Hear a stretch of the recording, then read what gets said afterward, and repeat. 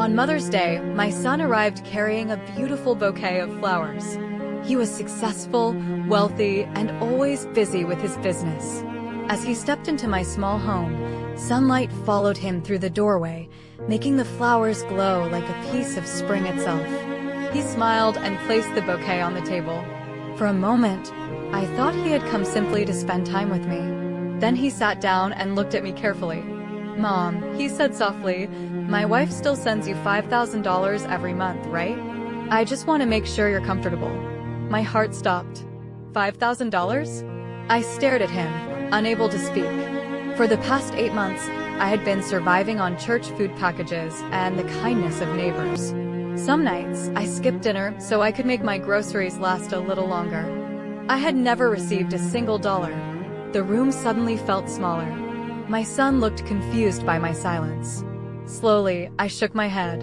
"No, sweetheart," I whispered. "I haven't received any money." The color drained from his face. The bouquet on the table suddenly seemed meaningless compared to the shocking truth that was about to tear our family apart. My son's hands began to tremble. "What do you mean you never received it?" he asked. I looked down at the worn table between us. "Not once," I said quietly. "I thought maybe business was difficult. I didn't want to be a burden, so I never asked." For a long moment, neither of us spoke. Then he pulled out his phone. I watched his expression change as he opened his banking records. Month after month. $5,000. Every transfer had been sent. Every payment showed as completed. His face turned pale. "Mom," he whispered, "I've been sending this money for 8 months. My stomach tightened.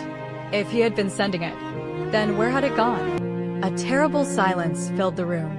Suddenly, my son's phone rang. It was his wife. He stared at the screen for a second before answering. "Where is the money?" he asked immediately. There was a pause. Then another. The confidence slowly disappeared from his wife's voice. I could hear panic creeping into every word she spoke. My son stood up and walked toward the window. His shoulders became stiff. His jaw tightened. When the call ended, he lowered the phone and closed his eyes. The truth was worse than either of us had imagined. The money had never been meant for me. For 8 long months, it had been secretly diverted into an account I knew nothing about. The flowers on the table suddenly looked like a cruel joke. While I had been standing in food bank lines and accepting donations from strangers, thousands of dollars intended for my care had vanished. My son turned toward me with tears in his eyes. "I'm so sorry, Mom." At that moment, I wasn't angry about the money. I was heartbroken that my own family had allowed me to suffer while believing I was being cared for. And neither of us knew that the next 24 hours would reveal an even bigger secret, one that would change our family forever. That night, my son refused to leave. He sat at my kitchen table for hours, reviewing bank statements, messages, and records. The more he uncovered, the worse it became. Every month, he had faithfully transferred $5,000, believing it was helping me live comfortably. Every month, someone had lied. Around midnight, he finally looked up. "Mom," he said, his voice shaking, "there's over $40,000 missing." I nodded slowly. The number didn't even feel real. To me, it wasn't $40,000. It was 8 months of skipped meals. 8 months of cold nights. 8 months of believing nobody cared. The next morning, my son drove straight home. His wife was waiting. At first, she denied everything. Then she blamed a misunderstanding. Then she blamed financial stress. But the evidence was impossible to ignore. Bank records never lie. Finally, she broke down. Between tears, she admitted the truth. The money had been spent. Designer handbags, luxury vacations, jewelry, expensive shopping trips. While I was accepting canned food from a church pantry, she had been living a life of luxury funded by money meant for an elderly mother. My son stood there in silence. The woman he trusted most had betrayed not only him, but also the mother who had raised him. When he arrived back at my house that evening, he looked like a different man. He handed me an envelope. Inside was a cashier's check. $40,000. Every missing dollar. "Mom," he said, "this belongs to you." Tears filled my eyes. But what happened next surprised him. I pushed the check back across the table. "No," I said gently. He stared at me. Sweetheart, I don't need $40,000. His eyes widened. What I needed was my son. The room became silent. For the first time in years, he truly understood. Money could buy comfort, but it could never replace love, time, and family. And as tears rolled down his face, he finally realized the greatest debt he owed wasn't financial. It was the years he had been too busy to notice that his mother was suffering alone. For the first time in years, my son and I sat together without distractions. No business calls, no meetings, no rushing out the door, just a mother and her son. As we talked late into the evening, he asked me a question I never expected. Mom, why didn't you tell me things were getting so bad? I looked down at my hands. The answer was painful. Because I didn't want to lose you. He frowned. What do you mean? A tear slipped down my cheek. After your father died, you buried yourself in work. Every time I called, you sounded busy. Every visit became shorter. I was afraid that if I complained, you'd stop visiting altogether. His eyes filled with tears. Then I told him something I had kept hidden for 20 years. Something nobody else knew. The day before his father passed away, he left me a letter. A letter I had never shown anyone. I slowly walked to my bedroom and opened an old wooden box. Inside were photographs, memories, and a sealed envelope. My son's hands trembled as I handed it to him. The handwriting belonged to his father. He carefully opened the letter. As he began reading, tears streamed down his face. His father's words filled the room. Take care of your mother. Success means nothing if you forget the people who loved you before you had anything. Money comes and goes. Family is forever. My son couldn't continue reading. The guilt was overwhelming.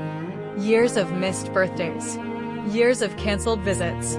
Years of believing that sending money was the same as showing love.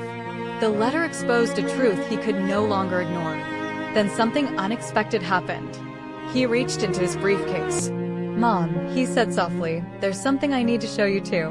He handed me a document. At first, I didn't understand what I was looking at. Then I saw my name. My heart nearly stopped. It was the deed to a beautiful house. A small home surrounded by flowers and gardens. My son smiled through tears. I bought it 2 years ago. I stared at him in shock. You did? He nodded. I planned to surprise you after retirement. I wanted you to live there comfortably. For a moment, neither of us spoke. The tragedy wasn't that he didn't care. The tragedy was that misunderstandings, distance, and deception had built a wall between us. And now, after years apart, that wall was finally falling. But none of us knew that his wife was already planning one final move that would threaten everything. The following week should have been peaceful. My son and I were rebuilding our relationship. For the first time in years, he called every day. We shared meals. We laughed. We remembered old family stories. It felt as though a broken chapter of our lives was finally healing. Then the phone rang. It was my son. His voice sounded strained. Mom, there's a problem. My heart sank. His wife had filed for divorce. But that wasn't the shocking part.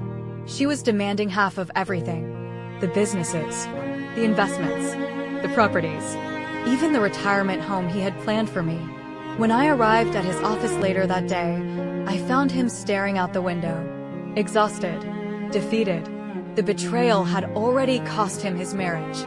Now it threatened his future. For a moment, I thought about all the pain her lies had caused. The hunger, the loneliness, the humiliation. Part of me wanted revenge. But another part remembered something my husband used to say. Bitterness is a prison you build for yourself. That evening, I made a decision. I asked my son to invite his wife to meet me one last time. She arrived expecting anger. She arrived expecting accusations. Instead, I offered her a seat and a cup of coffee. The confusion on her face was obvious. For several minutes, nobody spoke.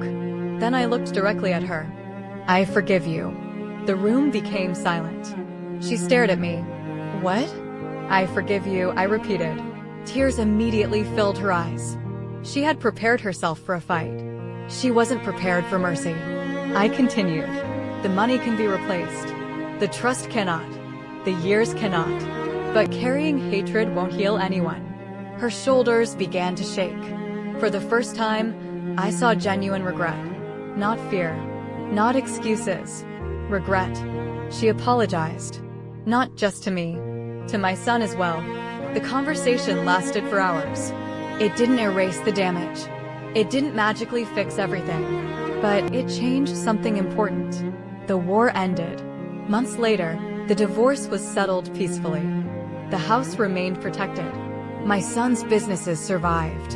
And most importantly, our family began healing. One Sunday morning, my son visited again. This time there were no flowers, no expensive gifts, no checks, just breakfast.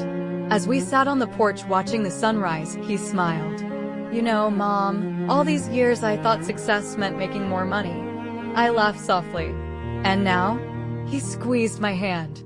Now I know success means never letting the people you love feel forgotten. Tears filled my eyes. Because after everything that had happened, that was all I had ever wanted. And in that quiet moment, with the morning sun shining across the garden, I knew something precious had been restored. Not wealth, not property, not pride. Family.